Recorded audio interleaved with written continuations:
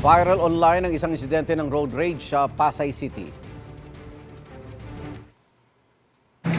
Oh, basag oh.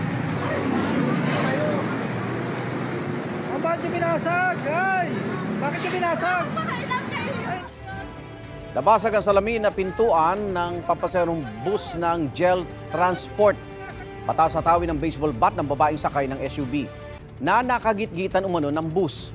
Kahit may lumapit ng traffic enforcer, tuloy ang sagutan ng babaeng sakay ng SUV at konduktor ng isa pang GEL Transport bus. Naghahanap buhay din kami, ma'am. Hindi mo kita mo na pinasag nyo.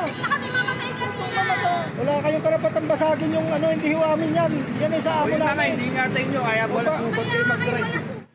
Dahil sa nangyari na antala ang traffic sa bahagi ng Macapagal Avenue, sinisikap pa ng GMA Integrated News na matunto ng mga sakay ng SUV para kunin ang kanilang pahayag.